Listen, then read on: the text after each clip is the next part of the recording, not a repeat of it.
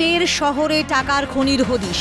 কেষ্টপুর রবীন্দ্রপল্লী তালবাগান অঞ্চলে বুধবার AF 189/1 নম্বর বাড়িতে হানা দেয় ইডি আধিকারিকরা। বিহারের পাটনায় সাইবার ক্রাইমে একটি অভিযোগ দায়ের হয়। ইডি সেই মামলার তদন্তে নেমে রবিন্স যাদব নামে এক ব্যক্তির সন্ধান পায়। এরপরেই তার সন্ধান শুরু করে ইডির গোয়েন্দারা। কেষ্টপুরে রবীন্দ্রপল্লীতে রবিন্স যে বাড়িতে ভাড়া থাকতেন সেই বাড়ি থেকে প্রায় 1,85,00,000 টাকা উদ্ধার করে ইডির আধিকারিকেরা। রবিন্স অবশ্য সে সময় ওই বাড়িতে ছিলেন না, ছিলেন রবিন্সের এক বন্ধু। সে বন্ধুদের সঙ্গে ভাড়া থাকতেন ওই বাড়িতে। বাড়িওয়ালা অবশ্য ক্যামেরার সামনে কিছু বলতে চাননি।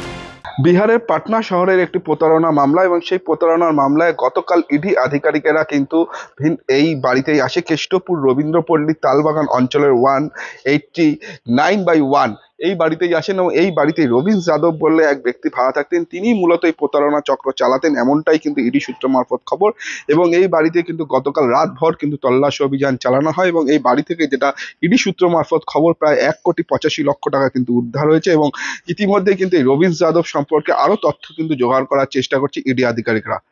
বিদেশি নাগরিকদের ঠকিয়ে প্রতারণা করার অভিযোগে পাটনা থেকে এসে ইডি অফিসাররা এই তল্লাশি চালান বলে জানা গেছে।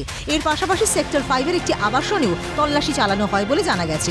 উদ্ধার হওয়া টাকা সল্টলেকের একটি ব্যাংকে জমা দেওয়া হয়েছে। সূত্র মারফত খবর পাওয়া যাচ্ছে এই রবীন্স যাদবকে কিন্তু খুঁজছেন ইডি আধিকারিকরা, কারণ তাকে কিন্তু ইতিমধ্যে অ্যারেস্ট করবেন বলেই জানা যাচ্ছে। সেই কারণে কিন্তু পাটনার যারা ইডি আধিকারিকরা তারা কিন্তু এই রবীন্স যাদবের লোকেশন ট্র্যাক করছে।